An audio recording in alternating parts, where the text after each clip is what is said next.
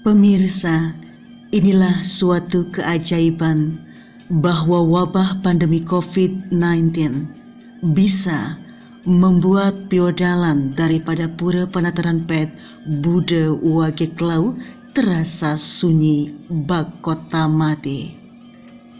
Tangkil ke Nusa Penida, maka masyarakat Bali pikirannya pasti akan tertuju pada Pura Dalam Pet atau disebut juga Pura Penataran Pet. Namun kali ini, jika tidak mampu menunjukkan surat rapid test ataupun surat tugas dari instansi, maka warga tidak bisa memasuki Pura Penataran Pet. Pemirsa, tidak mudah untuk mencapai lokasi ini saat sekarang ini. Pura Penataran Pet pada hari Bude Wage Klau terkenal adalah sebagai hari piodalannya. Namun akibat virus COVID-19 yang membahana di seluruh dunia, masyarakat untuk tahun 2020 ini tidak bisa bebas untuk bersembayang ataupun pada tangkil di Pura Penataran Pet ini. Akibat himbauan Gubernur Bali yang harus dilaksanakan dan ditaati.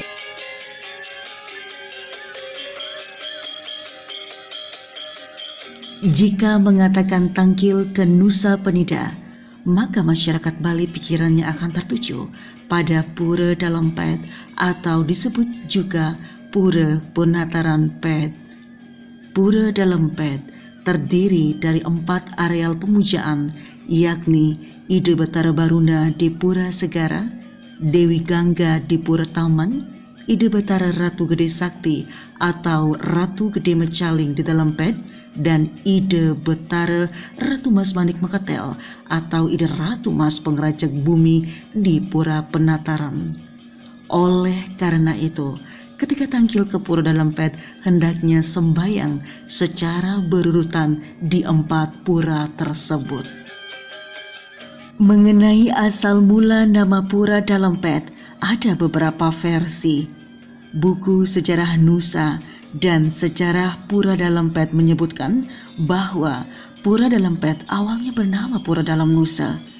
Penggantian nama itu dilakukan oleh tokoh Puri Klungkung pada zaman Dewa Agung. Secara singkat, diceritakan bahwa suatu ketika Ide Pedanda Abian Semal kehilangan 3 buah tapel atau topeng. Didengarlah kabar bahwa secara gaib ada 3 tapel yang muncul di Pura Dalam Nusa.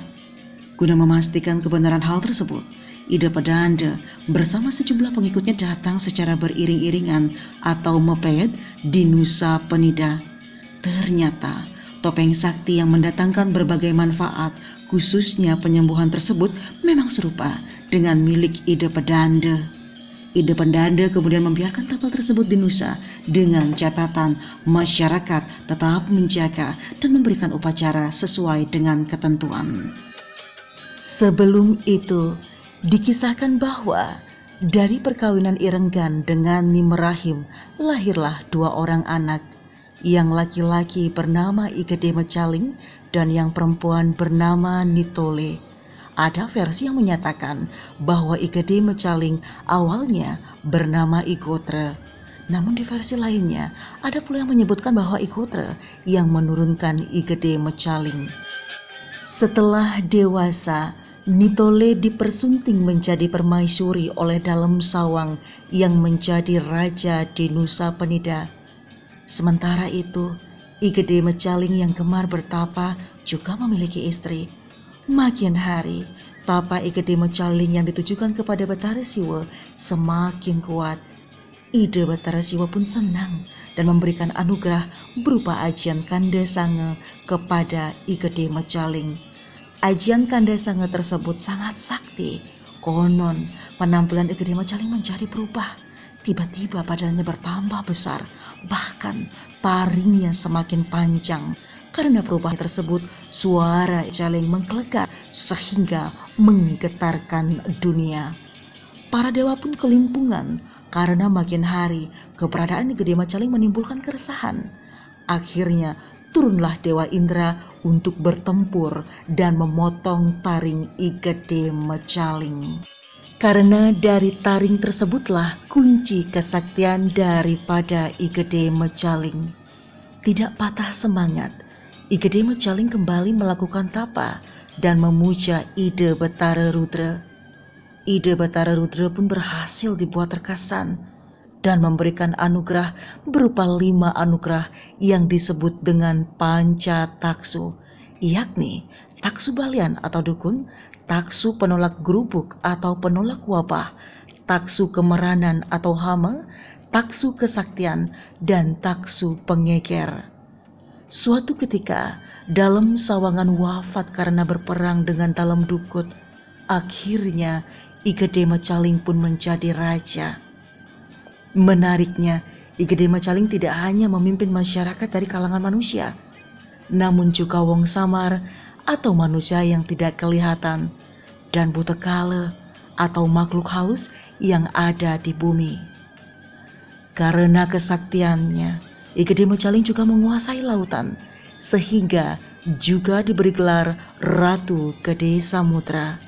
Di samping itu, I Gede Mecaling juga pernah bertapa di Gunung Tolangkir atau Gunung Agung, sehingga diberi wewenang untuk mengambil upeti berupa korban manusia Bali yang senang melakukan tindakan adharma. Lantaran kisah tersebutlah Dalem Pet kerap menjadi tempat sejumlah balian untuk memohon taksu agar apa yang dijalankan berjalan dengan lancar. Tidak sebatas itu, pemedak yang usahanya berjalan tersendat pun menjadikan Dalem Pet adalah tempat untuk memohon agar diberikan kemudahan menjalankan roda bisnisnya. Puja wali di Pura Dalem Pet dilaksanakan setiap Bude Wage Klau atau yang kerap disebut dengan Bude Jemeng Klau, yakni bertepatan dengan puja wali Betari Rambut Sedana. Betari Rambut Sedana adalah lambang kesejahteraan dan kemakmuran yang maknanya serupa dengan ide Betari Mas Manik Makatel. Manik adalah batu mulia, sedangkan Makatel berarti menetes. Dengan demikian, Manik Makatel mengarah kepada kata kesejahteraan dan juga kata kemakmuran. Rangkaian kisah tersebut seolah-olah kuat membuktikan bahwa Bali memang penuh dengan unsur niskala, bahwa Bali memang penuh dengan unsur mistis, sehingga menyebabkan Bali berbeda dengan wilayah lainnya. Bali yang penuh dengan taksu, Bali yang penuh dengan ritual memberikan kemasan aura tersendiri, sehingga Bali menjadi tersohor bukan hanya di seluruh negeri namun di seluruh pelosok mancanegara.